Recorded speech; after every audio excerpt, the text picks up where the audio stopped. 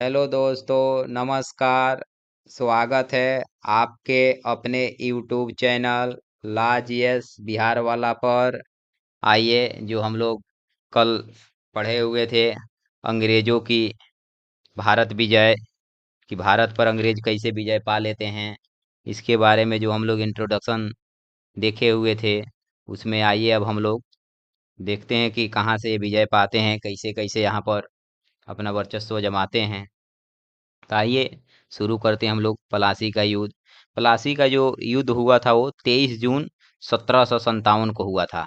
Exam में ये पूछ लिया जाता है, अभी जो 17वीं बीपीएससी होने वाला है उसमें पूछ लिया जाता है कि मतलब प्लासी का युद्ध हुआ था। वो तो 1757 तो सबको याद रहता ही, लेकिन उसमें डेट वाइज पूछ लिया जाता है कि 23 जून 1757 को ये जो युद्ध हुआ था प्लासी का। प्लासी के युद्ध को भारतीय इतिहास के जो निर्णायक युद्धों में गिना जाता है, क्योंकि इसने आगामी 200 वर्षों के लिए भारत के नियति को मतलब अपना रास्ता, भारत को नियति को कही है रास्ता का ये तय कर लिया था कि हमको 200 वर्षों राज करना ही करना है, और किया भी और रहा भी। प्लासी की फिर लड़ाई 23 जून 1757 को बंगाल के जो नवाब था सिराजुद्दौला की सेना और रॉबर्ट क्लाइव के नेतृत्व में ईस्ट इंडिया कंपनी की सेना के बीच लड़ी गई। तो ये भी पूछ लिया जाता है कि जब प्लासी का युद्ध हुआ तो उस समय बंगाल का मतलब जो नवाब था वो कौन था, तो सिराजुद्दौला था। और प्लासी का युद्ध किनके किनके बीच लड़ा गया, तो सिराजुद्दौला और रॉबर्ट क्लाइव के बीच लड़ा गया था। जो बंगाल का सिराजुद्दौला था, रॉबर्ट क्लाइव जो था वो ब्रिटिश था, जिसका मतलब ये लीड कर रहा था प्लासी के युद्ध का। ईस्ट इंडिया कंपनी की सेना के बीच लड़ी गई थी ये। फिर वहाँ होता क्या है कि मीर जाफर ने सिराजुद्दौला को एक कपट कपटपूर्ण यानी चोरी से छल कपट होता है परामर्श दिया। छल कपटपूर्ण मतलब वो परामर्श दिया और नवाब ने युद्ध को एक दिन के लिए स्थगित कर दिया। फिर मतलब प्लासी के युद्ध जो प्लासी के युद्ध के पूर्व ही नवाब का जो प्रधान सेनापति मीर जाफर तथा दीवान जो राय दुर्लभ अंग्रेजों से मिल चुके थे, उधर एक दिन के लिए स्थगित होता है। उसके बाद में इधर जो दीवान उवान थे राय दुर्लभ अंग्रेजों से मिल चुके थे। इस युद्ध में अतः ये कह सकते हैं कि प्लासी का युद्ध जो एक खुला युद्ध नहीं था, वरना ये एक विश्वघात विश्वघात युद्ध था। मतलब जैसे होता है ना, एक प्रकार का समझ लिए कान भरना एक दूसरे को और उसका लाभ लेना, ऐसे ये खुले मंच से नहीं हो रहा था। ये जो नवाब जो थे बंगाल के, वो सिराजुद्दौला, उसके बाद से जो इसको कभी उसको मिला लिया, कबो मीर जाफर को मिला लिया, कबो इसको मिला लिया, इसे मिला मिला कर सबको ये अंदर अंदर जो विश्वघात होता है कि कोई व्यक्ति कहता है कि हमारे साथ विश्वघात हो गया। दोस्त होता है, अक्सर देखिएगा दोस्तों को बीच में ही होता है कि दोस्त ने ही दोस्त को विश्वघात कर दिया। वही हुआ कि ये सब आपस में दोस्ती था वहां पर, बंगाल के जितने भी मतलब नवाब थे एक दूसरे को विश्वघात करते गए, मतलब अपने अपने गद्दी पाने के लिए। फिर अगले दिन हुए युद्ध में दोनों विश्वघातियों की सेनाएं बिना युद्ध किए वापस लौट गई। इस युद्ध में नवाब विश्वसनीय सहयोगी मीर मदान एवं मोहनलाल बिरगति को प्राप्त हुए।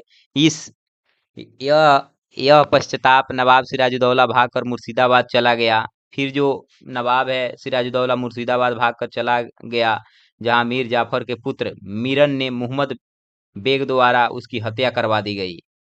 फिर प्लासी युद्ध का जो परिणाम और महत्व होता है, इसको थोड़ा बहुत हम लोग देख लेते हैं। कंपनी का जो एक राजनीतिक शक्ति बनकर उभरी तथा बंगाल के मतलब सर्वोच्च शक्ति बन गई, जहां उसकी नृत्य निर्माता जिसे किंग मेकर जैसे अभी मतलब पार्टियों में देखा जाता है कि इस पार्टी का ये कौन सा किंग मेकर है। वर्तमान पार्टियों में देखिएगा, जैसे बीजेपी पार्टी है तो वो लोग कहता है ना कि अमित शाह किंग मेकर है, तो इसे उस समय का मतलब किंग मेकर मतलब भूमिका अदा की कंपनी का। फिर उसके बाद में प्लासी के युद्ध ने अंग्रेजों के राजनीतिक शक्ति को स्थापित तो किया ही, साथ ही अंग्रेजों की सुगम पहुंच बंगाल के संपन्न खजाने तक भी कर दी। इस आर्थिक सहूलियत से अंग्रेजों की वित्तीय स्थिति सुदृढ़ और मजबूत भी हुई, जिससे उसकी सैन्य शक्ति और मजबूत प्रदान होने लगी, उसकी सेनाएं भी मजबूत होने लगी और अंग्रेज इसी खजाने संसाधनों और सहारे भारत पर नियंत्रण करने में सफल भी रहे। फिर युद्ध के पश्चात नवाब नवाब बने, युद्ध जब हो जाए उसके पश्चात जो होता है, मीर जाफर ने कंपनी को 24 परगान की जमींदारी प्रदान की। परगान मतलब जो गांव होते, कस्बे थे, वो होता था, जमींदार प्रदान की। बंगाल, बिहार, उड़ीसा से मुक्त व्यापार की अनुमति प्रदान की, अनुमति प्रदान की। यहाँ जो देखा गया है कि जो 24 परगना है, इसमें मतलब होता क्या था, ये एक राजस्व की इकाई के रूप में एक परगना में कई मौजे होते थे। आप सुने होइएगा कि गांव में कि फलाना मौजा में मेरा जमीन है, इस मौजे में जमीन है, इस मौजे में जमीन है। वो एरिया वाइज जो होता था, जो एक अधिक गांवों और आसपास के ग्रामीण इलाकों से मिलकर सबसे छोटी राजस्व की इकाई होती थी, उसी को परगना होता था, उसी को परगना बोला जाता था। तो 24 परगना यही हुआ। उसके बाद में आइए हम लोग देखते हैं मीर कासिम का नवाब बनना। फिर मीर कासिम जो नवाब कब बनता है, प्लासी के युद्ध के पश्चात अंग्रेजों द्वारा मीर जाफर को बंगाल का नवाब बनाया गया, लेकिन कालांतर में क्लाइव और कंपनी की बढ़ती मांगों के कारण नवाब की आर्थिक स्थिति काफी कमजोर हो गई, जिससे कई जिससे उसे कई कठिन परिस्थितियों का सामना करना पड़ा। मीर जाफर कंपनी की मांगों को पूरा करने में असफल रहा। परिणाम स्वरूप अंग्रेजों ने उसे नवाब पद से अपदस्थ हटा यानी हटा दिया उसको। मीर कासिम को बंगाल का अगला नवाब घोषित कर दिया। फिर यहाँ से होता क्या है कि मीर जाफर हटता है, उसके बाद में मीर कासिम बंगाल का अगला नवाब घोषित होता है। मीर कासिम बंगाल का नवाब बनाए जाने का घटना का जो मतलब गवर्नर वेंसी टाट ने 1760 की क्रांति की संज्ञा दी, क्योंकि इस सत्ता का परिवर्तन से अंग्रेजों के कई महत्वपूर्ण भी लाभ हुए। फिर मीर कासिम और कंपनी के बीच में जो टैग होता है, मीर कासिम ने नवाब का पद प्राप्त करने के लिए कार्यकारी गवर्नर हॉलवेल के साथ समझौता किया, जिसमें बर्दवान, मिदनापुर जो कि पश्चिम बंगाल में है, चटगांव पश्चिम बंगाल में है, जमींदारी कंपनी को ही सौंपी जानी थी। फिर अंग्रेज ने हस्तक्षेप व दरबार के षड्यंत्रों से बचने के लिए मीर कासिम और अपनी राजधानी को हस्तांतरित करके मुर्शिदाबाद से मुंगेर ले आया। यह भी एग्जाम में पूछा जाता है, आप देखे हुए बीपीएससी के एग्जाम जब देने जाइएगा या जो लोग देते हैं वो देखिएगा कि मीर कासिम, ये पूछा जाता है कि जो अपनी राजधानी को मतलब मुंगेर में राजधानी को किसने हस्तांतरित किया था मुर्शिदाबाद से। तो यही मीर कासिम किया हुआ था हस्तांतरित, मुर्शिदाबाद से मुंगेर। फिर उसके बाद में ऐसी अपनी सेनाओं को मतलब वहां से यूरोपीय मॉडल पर, यूरोप का तो वो सारे सेनाओं को देखा ही था कि सेना पर यहाँ पर सुदृढ़ीकरण कैसे होता है, सेनाओं को कैसे मजबूत किया जाता है। उसी तरह अपने सेनाओं को यहाँ पर एक बंदूक की कारखाना खोलता है, जिसमें तोप बनाया जाता है, बंदूक बनाया जाता है। यह भी पूछा, भारत में सबसे पुराना जो है वो मतलब मुंगेर में ही है बंदूक फैक्ट्री। वो वित्तीय भ्रष्टाचार, जब आप लोग बिहार वार दे जाइए, सबसे वहाँ लिंगानुपात कम भी है मुंगेर जिला में। फिर होता क्या है कि समाप्त करने का भी प्रयास किया।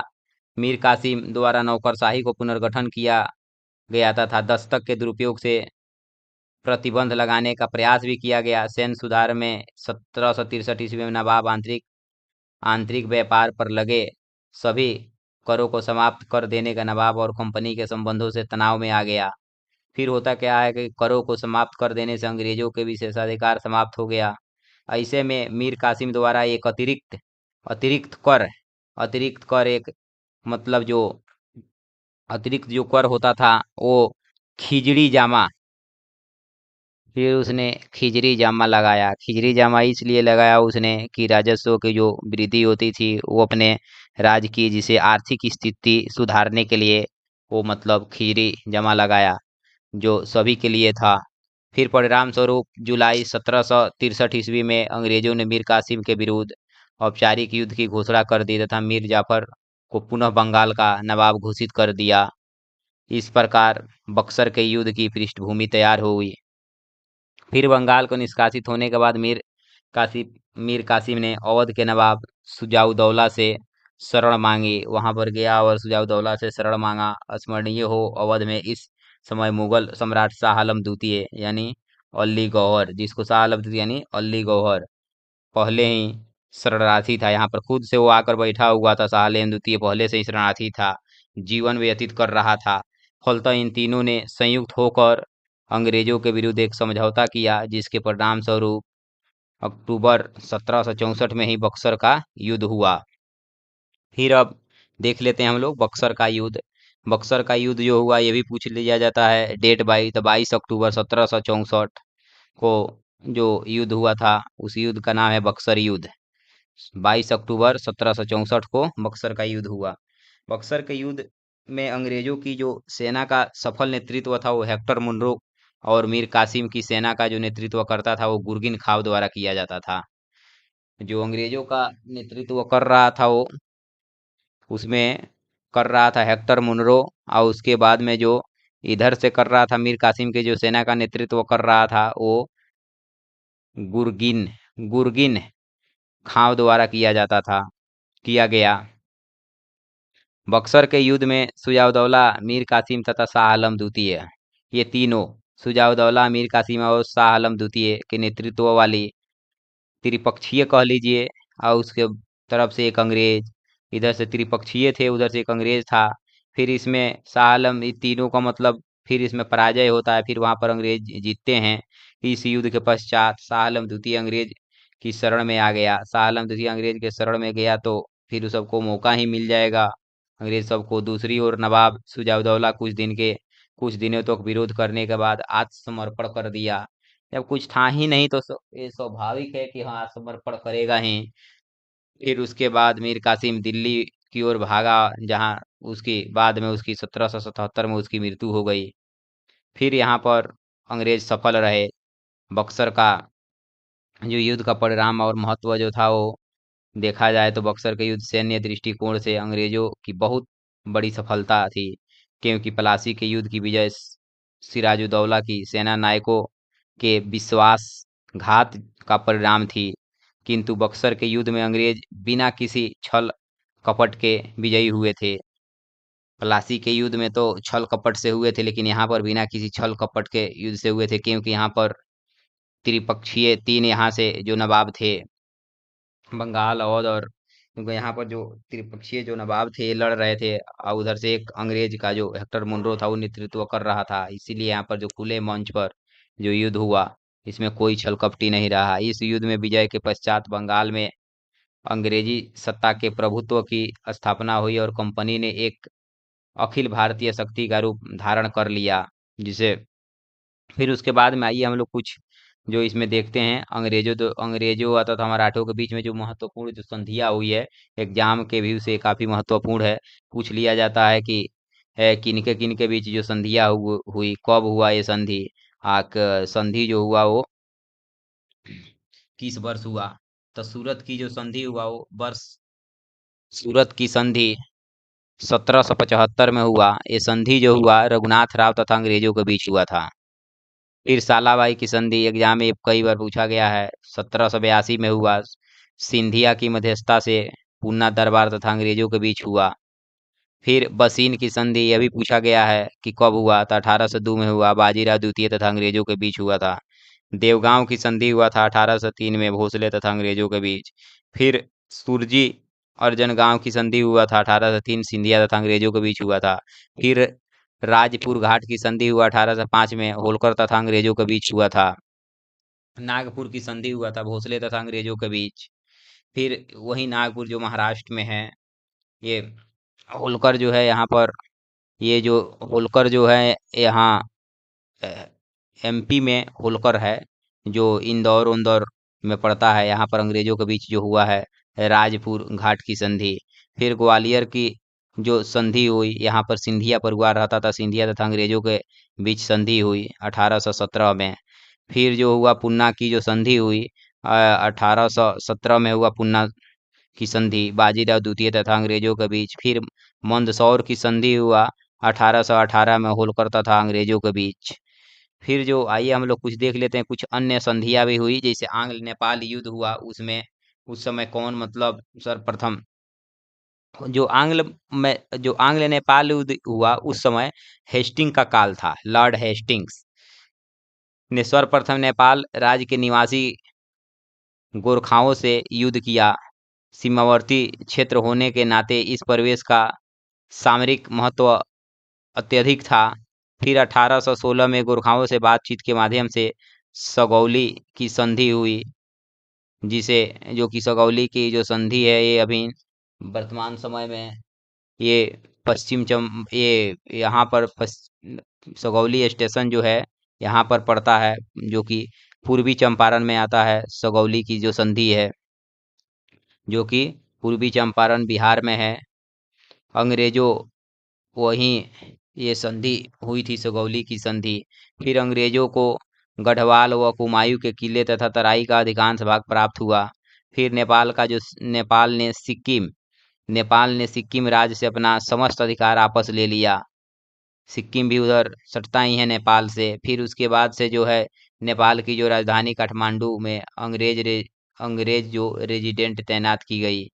फिर उसके बाद में आंग्ल जो बर्मा युद्ध हुआ, आंग्ल बर्मा युद्ध आंग्ल बर्मा युद्ध आइए फिर हम लोग देखते हैं आंग्ल बर्मा युद्ध। जो बर्मा है अभी वर्तमान समय में इसको म्यांमार बोला जाता है।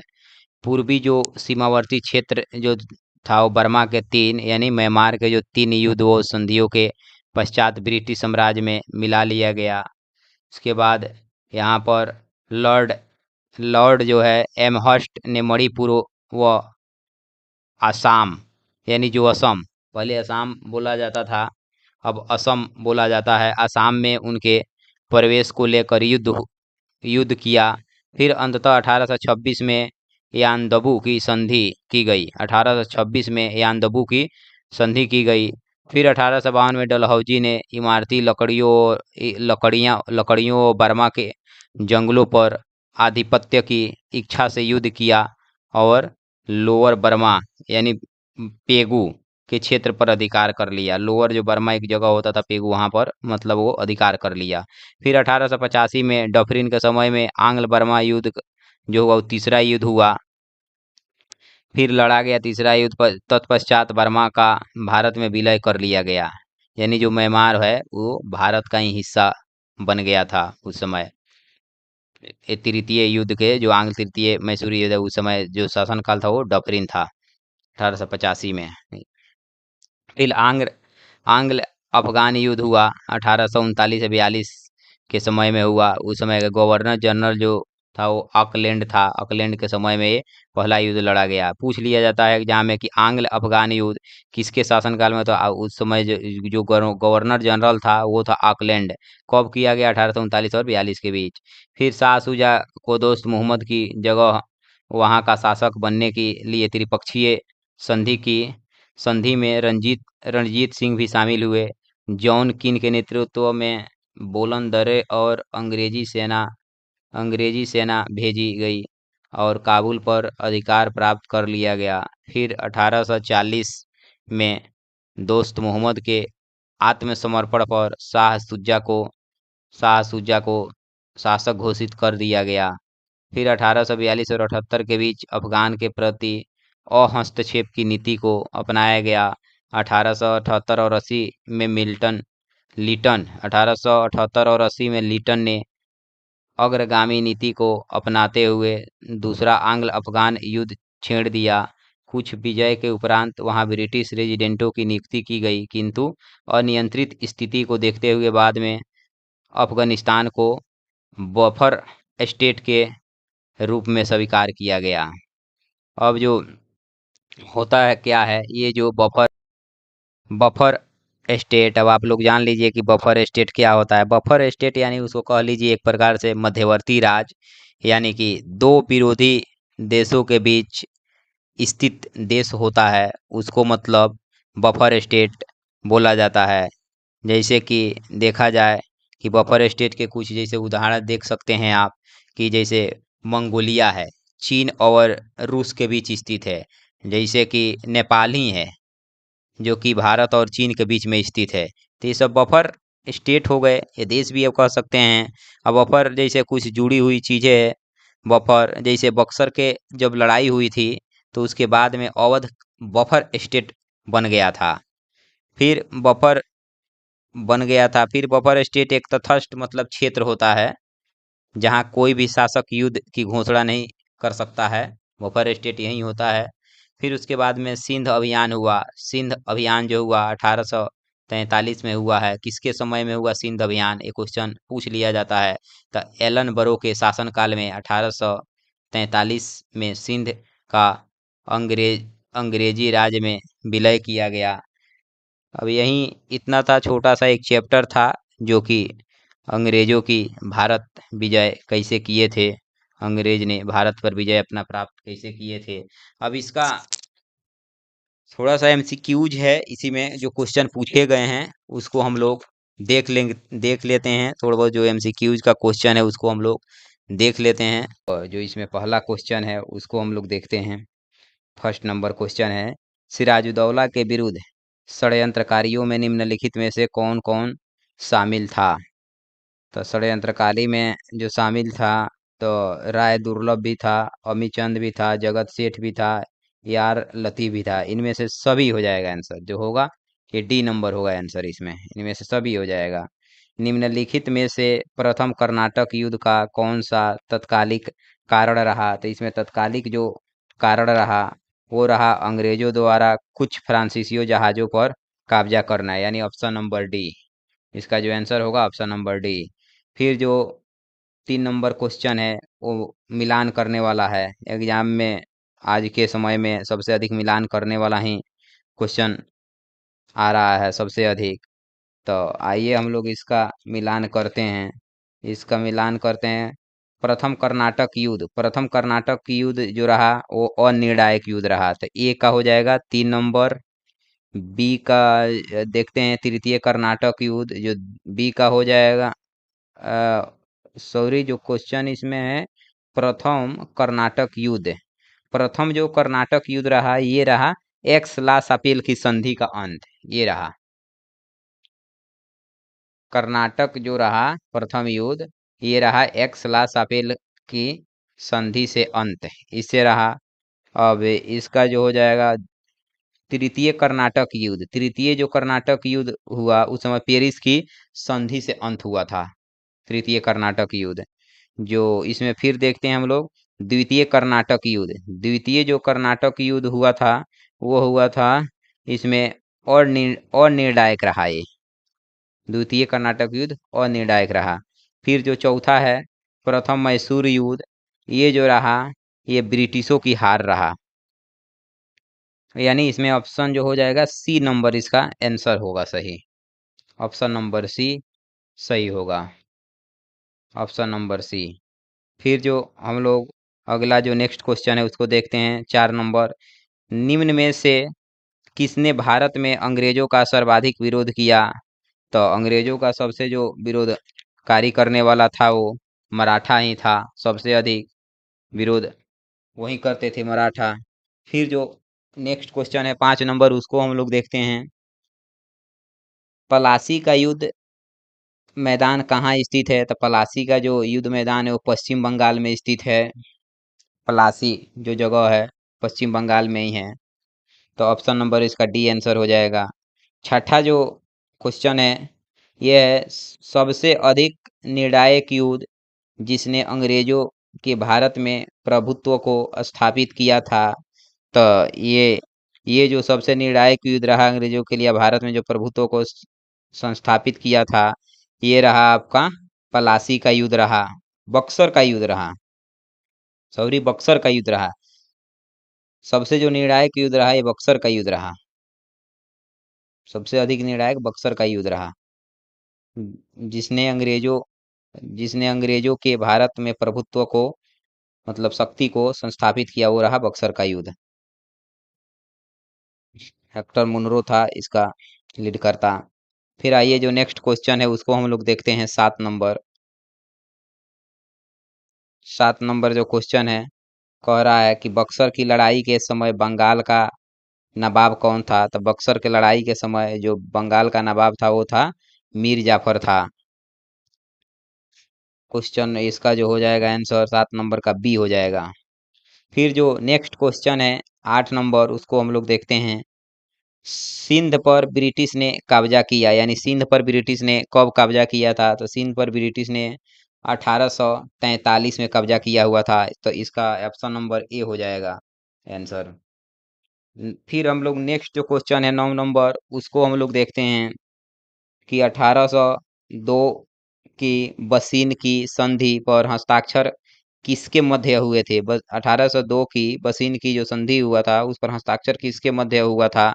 तो ये जो हस्ताक्षर हुआ था ये हुआ था अंग्रेज तथा बाजीराव द्वितीय के बीच हुआ था बसीन की संधि। तो ऑप्शन नंबर इसका बी हो जाएगा आंसर। फिर जो हम लोग नेक्स्ट जो क्वेश्चन है 10 नंबर, इसको हम लोग देखते हैं कि सिख राज का अंतिम राजा कौन था? तो सिख राज का जो अंतिम राजा था वो दिलीप सिंह था। इसका सही आंसर डी नंबर हो जाएगा। फिर जो नेक्स्ट क्वेश्चन है 11 नंबर, उसको हम लोग देखते हैं। प्रथम आंग्ल मैसूर युद्ध में कौन विजयी हुआ? तो प्रथम आंग्ल मैसूर युद्ध में जो विजयी हुआ था वो हुआ था हैदर अली हुआ था। मैसूर युद्ध में विजयी हुआ था। ये आंसर जो हो जाएगा बी नंबर हो जाएगा।